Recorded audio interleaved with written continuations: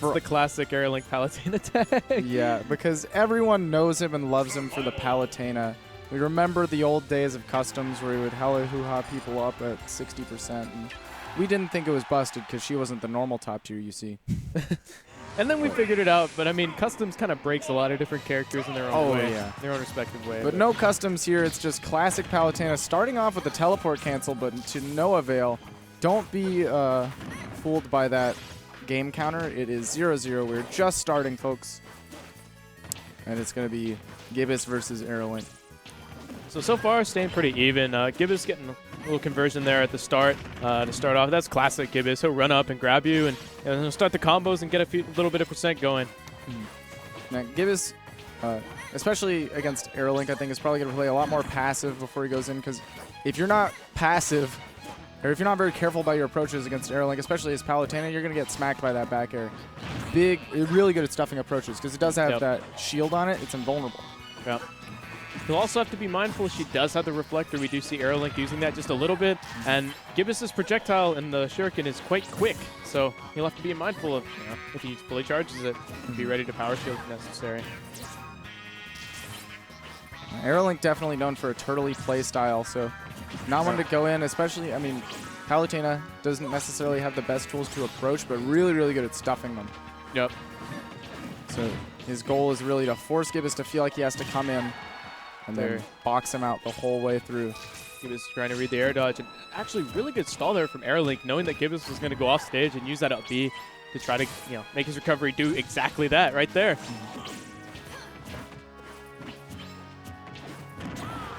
A little back there. Ooh, but that's that Shadow Sneak. Wow, okay. A little bit surprising. AeroLink definitely didn't see that one coming. Sends him flying across the screen. That up tilt, trying to cover that neutral get up. It is a very long-lasting hitbox, but puts you in a lot of lag too, so Gibus was able to get it for free. Yep. What an angle there with that side, that Shadow Sneak that Gibus put. He was down kind of below and to the left. Oh, there we go. Just a little bit too low for another up air. All right, Gibus getting a grab. Not going to be able to start too much on the floaty character that is Palutena with this rage. So now it's just going to be playing the incremental game. Getting tiny little hits in neutral.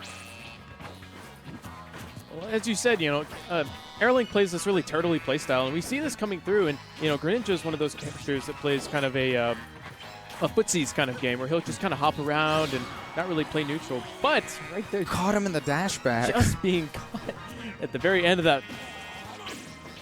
Gibus doing a lot of empty hopping kind of towards his opponent and then dashing away, seeing what they'll do, trying to force a whiff. AeroLink definitely didn't whiff that one. It barely touched him. Yeah. That was frames away from missing right there. Really well timed though. It might put him back into this game, but it also might mean, ooh, no. I was going to say, without that rage, maybe Gibus will be able to get better conversions off of these throws. He's going to do it on Smashville for sure. Don't want to air dodge when Greninja has that shuriken getting charged, but sometimes you don't really have much of a choice. With a character like Palutena, with you a very... can't throw out the reflector, but yeah, you don't want to go that deep. Right. That's the struggle. Her recovery is very interesting in the sense that, it's the same thing as like Mewtwo's, for example, where you can directionalize it and, change your direction. And oh, okay. Now we're seeing some more for the fans. Shoutouts to the Zelfox tag that we're going to see. Yeah. That's it. All the way at the bottom. Delphox is, if I'm not mistaken, Gibus' favorite starter. Okay. Of all time. Not Greninja, believe it or not. He loves Delphox. Okay. So this Zelda skin reminds him of Delphox. And he likes playing Zelda occasionally. I don't know if he's ever pulled out the Zelda in tournament. He has, actually. There was a time I played against Gibus in tournament. He did pull out the Zelda against me. Yeah, Zelda's not to be slept on. it just happens to be Zelda. Yeah, him and Zanzi, they get these hype doubles, combos going. They got the Ganondorf and the Zelda. Right. So it's the Hyrule team there. It's pretty funny. It's quite neat. Yeah, but again, another character with a bit of a turtley play style because she doesn't have the best of approaches, so she'll sit back and kind of force you to come in, run into those lightning kicks. Right. So do you think this counter pick for AeroLink, Town and City, do you think it benefits Zelda as well, or do you think it's more of a Palutena kind of stage? Definitely could. I know that AeroLink's probably going to want some earlier kills off the top of that up air. It's super strong. Ooh, just barely not. I mean, with any amount of rage that would have killed. Right. Or just a little bit more percent. But one more should do it if AeroLink can get the grab and the conversion. of course, Zelda does also enjoy killing off the top, but he's put 22% on AeroLink. I'm not sure he's worried. It's right there. We saw exactly what you said. I mean, both these characters have up airs, you know, that are quite good actually. Zelda's up air is just, unfortunately, unlike Palutena, her down throw and up air is kind of more of a 50-50 at those percents. Yeah, it's a little bit harder to connect. We do have access to the elevator. You know, Right. Zelda. What is that? Aurora's Wind. And that can kill relatively early. But you do have to catch a Palutena right up next to you on the shield, and that's usually not going to happen. She usually spaces pretty safely with that back air, sometimes poking with the forward air. AeroLink trying to catch the landing there with the upper on the platform. Gibus not going to give it to him. And that jab's so good, setting up the tick throw. Palutena's jab. Ooh, there we do see it. Just barely not killing it. 60%. That's kind of crazy. 60%. That I didn't realize it. Okay, I knew it killed quite early. Zelda needs something. Zelda needs something. I'm not. Yeah, absolutely. Zelda. I'm glad she has that. But that's kind of crazy. That's crazy. I mean, Town and City definitely helps there. Oh, That's yeah. what this counter pick is coming into play. But Getting a little tricky. see, that one was all the way down on the stage, not even at the top, and that was pretty close right there at 77. Good DI out is going to make sure that mix-up is not even going to be relevant. Going for that 2-frame, not quite going to hit it with that back air. Going to catch the teleport. Tricky there with AeroLink getting on stage, Oh but my going to reflect the Phantom. How Yeah. unfortunate. Oh. Yeah, that Phantom counts as a projectile. It will be reflected, and there's nothing Zelda can do about it. It moves too quickly for her to even think about putting a shield up, even like at max you said. range. Give Zelda something. It gives Zelda Because something. that projectile right there, it's on cooldown, and it can be reflected. How unfortunate. Yeah. It's a very, very good projectile, but holy moly. And you see the damage right there. That did so much damage from the reflect. He exploded. Honestly, that's unfortunate, but we're going to see the character switch right back to the Greninja. It's like, all right, Gibus not having any part of that. Zelfox did not cut it. Right. Got to go back to the other Kalos starter, the one that might be a little bit more competitively viable in more than one game. Just a little bit. A little bit higher on our tier smidge. list. You know, if you squint, they might be in the same tier. Yeah, it's close, honestly. I gotta get if you squint. If you squint real hard and Right. tilt your head sideways. All All right, going into this game, it's definitely looking a little bit better for Gibus than it was in the last game. Getting His some main good character, damage. his comfort level, you know, he loves this stage as well. Gibus really likes Omega stages, so I'm actually kind of surprised he didn't go to his classic Omega Gamer. That's his It's favorite. banned. That's Is the it? struggle. Oh, yeah, that's with the new right. rule set, you can only go to certain Omegas. So that's why we see Wily's. He would love to be a gamer right now.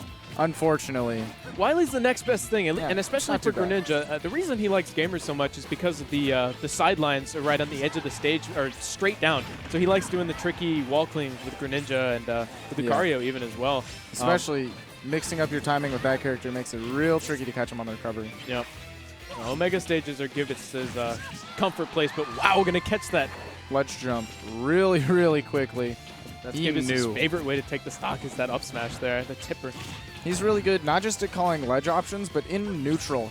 He'll decide, I think you're going to jump right about now, and he'll just run up and up smash, and he'll catch you. Yep. He's really good at figuring out when you want to short hop, and AeroLink, a very turtley player, actually still will short hop quite a bit to try to put the pressure on and force you to come in. All right. Because, you know, when you're short hopping, you exert a good bit of pressure. Are they going to empty hop? Oh, my God.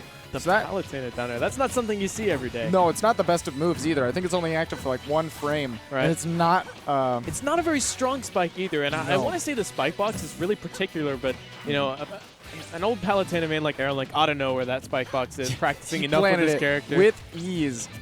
And catching Gibus, he was, like I said earlier, he was doing the wall cleaning on the Omega right there, trying to mix up the recovery just a little bit, but AeroLink not having any of it. AeroLink had that perfect timing. Trying to swing this back into his favor, but the percent again in Gibus' favor, and just like I said, really good at knowing when you're doing those short hops. Realized that AeroLink wasn't actually trying to do anything, just kind of feigning pressure. So Gibus swooped in with the up smash. Yep. Ooh, a little conversion there from AeroLink. Get something started here. Hopefully it will lead to more. Maybe he can get a grab into an air. Yeah, I can't imagine it's really easy to pressure Greninja the way you normally want to with Palu, because I imagine getting a back air that low, really, really difficult. You know, all your aerials, they don't go that low, and Greninja kind of ducks quite a bit. Unfortunately for Palutena in this matchup, her tilts are lackluster. Yeah. Her normals are just in general kind of not 100% where they need to be. And against story of her life. Yeah, against a character like Greninja, you kind of need to have good normals to contest, especially because he's not going to be fully living in the air. Granted, he has great aerials, but no jump. Throw that one away. Unfortunately, no jump. Yeah, it looks like he thought he had a jump. Definitely lost it somewhere along the line and wasn't able to recover. Yep. But man, the control that Gibus had was pretty significant. You can see once that close quarters combat was initiated, there's not a lot that Palu can do. She has a really, really good jab, but it's pretty slow. Not many good options behind her, and not a lot that can pressure the short character like Greninja. The nice thing about her jab is she can usually get like a